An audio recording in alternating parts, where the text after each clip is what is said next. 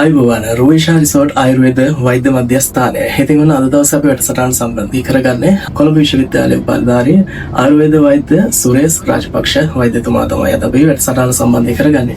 අයිබෝවන් වෛද්‍යතුමනි. ගොඩාක් කට්ටිය බලන ඇති කවුද මේ වෛද්‍යතුමා? කොහෙන්ද මේ ආව එකපාරට? ඉතින් ඔබතුමාගේ සුදුසුකම් කිව්වොත් එහෙම මොනවද තියෙන්නේ මේ වෛද්‍ය වෘත්තිය කරගෙන යන්න සුදුසුකම්? මම ඩොක්ටර් සුරේෂ් රාජපක්ෂ මම කොළඹ විශ්වවිද්‍යාලයේ ආයුර්වේද වෛද්‍ය හා ශල්‍යවේදී උපාධිය හදාරලා ඉන්පසුව වසරක සායනික පුහුණුවෙන් පසුව ආයුර්වේද වෛද්‍ය සභාවේ ලියාපදිංචිලත් ආයුර්වේද වෛද්‍යවරයෙක්. ඊට අමතරව මම ආයුර්වේද වෛද්‍ය ක්‍රමයට අමතරව චීන කටු චිකිත්සාව විශේෂ කැඩමින් ප්‍රතිකාර පිළිබඳව වැඩිදුර අධ්‍යාපනය කරලා තියෙනවා. අපි මේදී සියලුම සර්වාංග රෝග සඳහා ප්‍රතිකාර කරනවා. ඒදී ප්‍රධානවම ආතරයිටිස් ඇතුළු සන්ධි රෝග, සයිටික ඇතුළු කොන්දේට පෙළ ආබාධ, ලිංගික දුර්වලතා, ඒ වගේම කල්ගත පීනස, කල්ගත තුවාල, සෙම් රෝග, කල්ගත හිස රැදය, මුත්‍රාගල්, පැරලයිසිස් අංශභාග ආදී රෝග සඳහා අපි ප්‍රතිකාර කරනවා. වෛද්‍යතුමනි, මනුෂ්‍යයන්ට තියෙන වැඩිපුරම ගැටලුවක් තමයි මේ කොඳු වැට පෙළ රුදාව වගේම සන්ධි රෝග. මේවා තමයි විශේෂයෙන්ම තියෙන ගැටලු ගොඩාක් අයට. ඒතර අපිට චුට්ටක් හැඳින්වීමක් කරොත් එහෙම වෛද්‍යතුමනි, මේ දේවල් වලට කොච්චර කාලයක් යනවද? මේ දේවල් කරන්නේ කොහොමද? අපිට චුට්ටක් කිව්වොත් එහෙම. අපි ආතරයිටිස් ඇතුළු මේ සන්ධි රෝග, ඒ වගේම සයිටිකා වගේ කොන්දේට පෙළ රෝග සඳහා ප්‍රතිකාර කරනවා.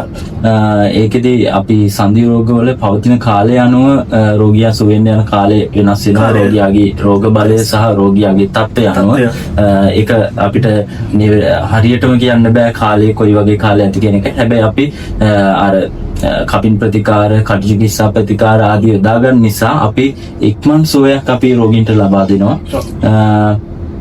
ඒ වගේම අපිට ගොඩක් රෝගීන් පැමිණෙන්නේ කල්ගත ගිහිල්ලා, රෝගේ කල්ගත වෙලා. මොකද ගොඩක් අය ක්ෂණික සහනයක් තමයි හොයන්නේ, తాවකාලික වේදනානාශක භාවිත කරලා වැඩ කරනවා. ඒ වෙනකොට ගොඩක් වෙලාවට කාඩ්ලේජ් අපි සන්ධි රෝග වල ප්‍රධානම වෙන රෝගී තත්ත්වය තමයි දණහිස් වේදනාව. එතකොට එන්නේ අපි ගාවට එනකොටත් ගොඩක් කාඩ්ලේජ් ගෙවිලා ඩිජෙනරේට් වෙලා තියෙන්නේ. එතකොට අපිට සිද්ධ වෙන රෝගේ නවත්තලා ඊට පස්සේ අපිට කාඩ්ලේජ් වර්ධනයට අවශ්‍ය ප්‍රතිකාර කරන්න ඒක ආයුර්වේද අනුකූල විද්‍යාත්මකව සඳහන් කරලා තියෙන ප්‍රතිකාර ක්‍රම. ඒ කියන්නේ එක ඖෂධයකින් රෝගය සුව කරන්න බෑ. එතකොට බාහිර හා අභ්‍යන්තර ඖෂධ ක්‍රමානුකූලව යන්න ඕනේ. මනුස්සයන්ට තියෙන ලොකු ගැටලුවක් තමයි මේ ලිංගික දුර්වලතාව.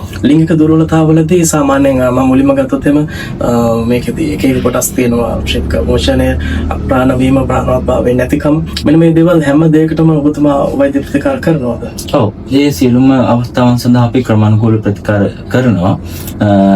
ඒකෙදී විවිධ හේතු වෙනස් වෙන්න පුළුවන්. ගොඩක් වෙලාවට මේ වෙනකොට ලිංගික දුර්වලතා ඇති වෙලා තියෙන්නේ කල්ගත වීමත් සමග අවුරුදු ගාණක් තිස්සේ පවතින මధుමේහ තත්ත්වය, කියන්නේ ඩයබටික් තත්ත්වයන් නිසා.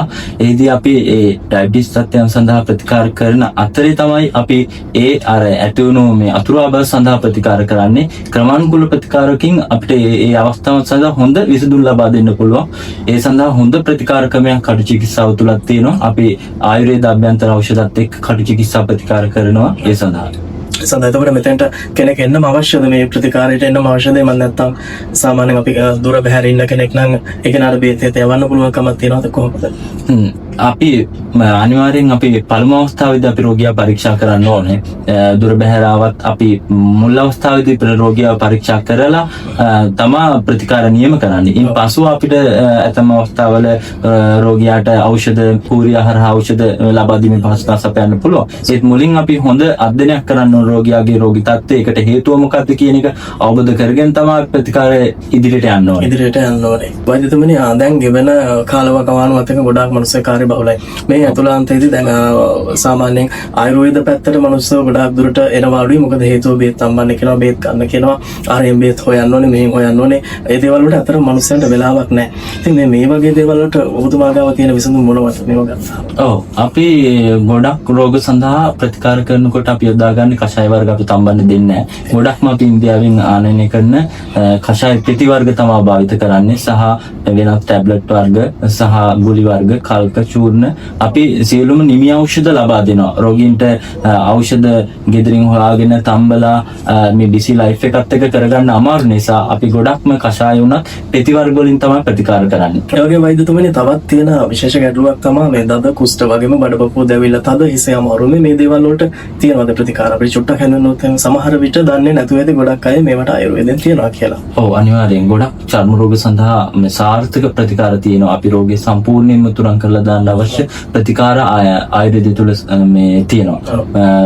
ඒකෙදි ගොඩක්ම දැන් මේ වෙනකොට චර්ම රෝග අපි ගත්තොත් දිලිර නිසා හට ගන්න රෝග සහ එතකොට රින්ගෝම් වගේ දේවල් මේ වෙනකොට ඇන්ටිබයොටික් රෙසිස්ටන්ට් කියන තත්ත්වයට ඇවිල්ලා තියෙනවා. ඒ කියන්නේ බටහිර ඖෂධ වලට අර බටහිර ඖෂධ මේ ගොඩක් වටින ඖෂධ නමුත් අපේ ශරීරයේ ඒකට විරුද්ධව ප්‍රතික්‍රියා කරනවා. මේ ශරීරයේ අපි වැඩිපුර ඇන්ටිබයොටික් වර්ග පාවිච්චි නිසා. නමුත් අපේ ප්‍රතිකාර තුළින් ඒ සුව නොවන අවස්ථාත් සුව කරගෙන හැකියාවක් තියෙනවා. විශේෂයෙන්ම රින්ගෝම් වගේ අවස්ථා සඳහා අපිට සාර්ථක ප්‍රතිකාර තියෙනවා. ડિප්‍රෙෂන් අධික මානසික පීඩනය වගේම තරබාරු මේ වගේ දේවල් හැම පැත්තකටම ගත්තොත් මොකද මේ දේවල් වලට ඔබතුමා වෛද්‍ය ප්‍රතිකාර කරනවා. ඔව් අනිවාර්යෙන්.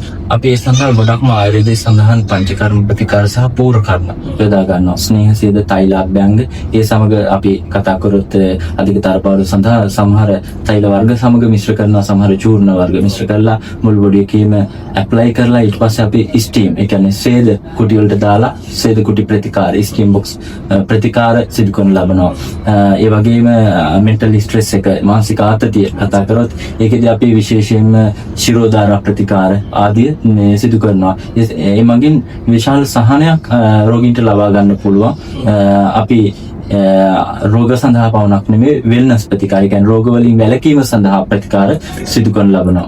දේශීය රෝගීන්ට වගේම විදේශිකයින් සඳහාත් අපි මෙහිදී ප්‍රතිකාර කරනවා. මේ පැමිණෙන ස්ථානයේ කොහොමද ඉන්නේ දුර ඉඳලා එන කෙනෙක් නම්?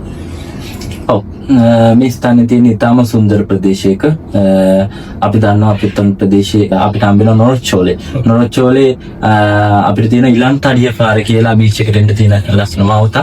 ඒ මාවත එනකොට අපිට රුයිෂා ආයුර්වේදික රිසෝට් හම්බ වෙනවා.